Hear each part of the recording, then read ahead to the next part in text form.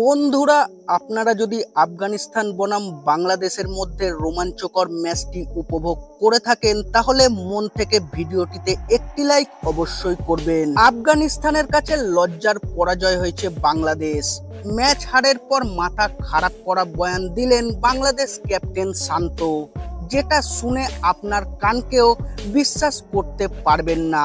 কি ছিল তার বয়ানে বিস্তারিত জানাবো বন্ধুরা। তার আগে এবারে টি-20 বিশ্বকাপ কোন টিম জিততে চলেছে আপনার মূল্যবান কমেন্টটি অবশ্যই করবেন এবং চ্যানেলে নতুন এসে থাকলে চ্যানেলটিকে সাবস্ক্রাইব করবেন। ঘুরিয়ে পাওয়া 14 আনার মতো হঠাৎ করেই বাংলাদেশের কাছে সুযোগ এসেছিল সেমিফাইনালে পৌঁছানোর। সেই সুযোগ এনে দিয়েছিল আফগানিস্তানি। হতশ্রী ব্যাটিং এর সৌজন্যে মাত্র 115 রানে রশিদ খানরা আটকে যাওয়ার পর বাংলাদেশের সামনে দুটো অপশন চলে আসে। প্রথম অপশনটি হলো 12.1 ওভারের মধ্যে রান চেস করে আফগানিস্তান এবং অস্ট্রেলিয়াকে ছিটকে ভারতের সঙ্গে দ্বিতীয় দল হিসেবে সেমিতে কোয়ালিফাই করা। দ্বিতীয় অপশনটি হলো কোনো সমীকরণ ছাড়াই স্রেফ জিতে সম্মান রক্ষা জয় নিয়ে দেশে ফেরত আসা। তবে এই দুটো অপশনের মধ্যে তালগোল করে দুটোর একটাও হাসিল করতে পারল না বাংলাদেশ। নির্দিষ্ট ওভারের মধ্যে তো জিততেই পারল না, পুরো 20 ওভারের মধ্যেও এলো না জয়। অসাম্মানের পরাজয় নিয়ে ঢাকার বিমানে চাপছেন রিয়াদ সাকিবরা। কিভাবে বাংলাদেশ রান তাড়া করার সময় বিভ্রান্ত হয়ে পড়েছিল তা ম্যাচ শেষের পর ক্যাপ্টেন নাজমুল হোসেন শান্তর কথাতেই তিনি বলে দিয়েছেন। প্রাথমিকভাবে আমরা চেয়েছিলাম নির্দিষ্ট ওভারের মধ্যে জিততে। অবশ্য যদি পাওয়ার প্লেতে আমরা ভালো খেলতে পারি, ভেবেছিলাম উইকেট না হারালে আমরা সুযোগ পাওয়ার ব্যাপারে ঝাঁপাতেই পারি।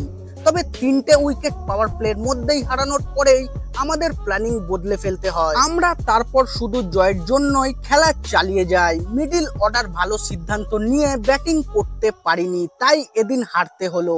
ঝুঁকি নিয়ে সেমিফাইনালের জন্য রান চেস না করে নিরাপদে জয়ের লক্ষ্যে প্ল্যান বদলে ফেলা ঠিক হয়নি বাংলাদেশের পক্ষে। তৃতীয় ওভারের মধ্যেই বাংলাদেশ 23 রানে 3টি উইকেট হারায়। লিটন দাস এক প্রান্তে আগ্রাসিভ ব্যাটিং এ আশার প্রদীপ জ্বালিয়ে রাখলেও অপর প্রান্তে ব্যাটাররা হতাশ করে যায়। এক সময় বাংলাদেশ সেমিতে পৌঁছানোর জন্য 18 বলে দরকার ছিল 43 রানের। মাহমুদুল্লাহ ছিলেন ক্রিজে, তবে নূর আহমেদের সেই ওভারেই 5টি ডট বল খেলেন তিনি। আক্রমণাত্মক ব্যাটিং এর কোনো চেষ্টাই করেননি তিনি। পরে 6 নম্বরে নেমে তাওহিদ হৃদয় ও লিটন দাস আগ্রাসিভ ব্যাটিং করছিলেন, তবে মাহমুদুল্লাহ ও নাজমুলদের প্রচেষ্টা ছিল সতর্কতার চাদরে মোড়া। দুই প্রান্তের এই দুই ধরনের ব্যাটিং এর বৈসাদৃশ্য লক্ষ্য করেছেন প্রাক্তন অধিনায়ক মারসেদ বিন মুর্তজা। তিনি ফেসবুকে লিখেছেন, লিটনের ইন্টেন্ট আর নন স্ট্রাইকারের নীরবতা দেখে বোঝা যায় পরিষ্কার কোনো বার্তা বাংলাদেশের ব্যাটিং ইউনিটের কাছে ছিল না। যদি থেকেই থাকে সেটা 1 বা 2 ওভার পরপর পরিবর্তন হয়েছে। শেষ ম্যাচ এমন একটাই জায়গায় দাঁড়িয়েছে যে ম্যাচটা শুধু জেতার, অথচ আজকের হিসাব ছিল শুধুই 12.1 ওভারের। এর বাইরে আর কিছু ভাবার সুযোগ ছিল না। আমরা যদি 50 রানেও অল আউট হতাম সেটা সবাই সহজভাবে মেনে নিত। 9 ওভারের শেষেও বাংলাদেশ 75 রানে 5টি উইকেট হারায়।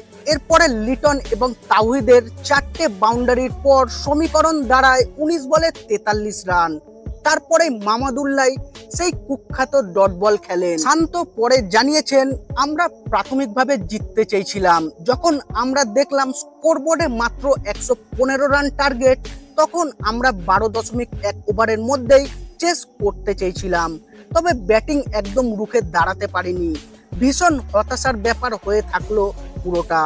আমরা জিততে চেয়েছিলাম, আমাদের সুযোগ হাতের কাছেই ছিল, নিতে পারলাম না। বাংলাদেশ 105 রানে অল আউট হয়ে যাওয়ার মঞ্চে অপরাজিত থাকলেন লিটন দাস 54 রানে। আফগানিস্তানও ইতিহাস গড়ে সেমিফাইনালে পৌঁছে গেল ঐতিহাসিকভাবে।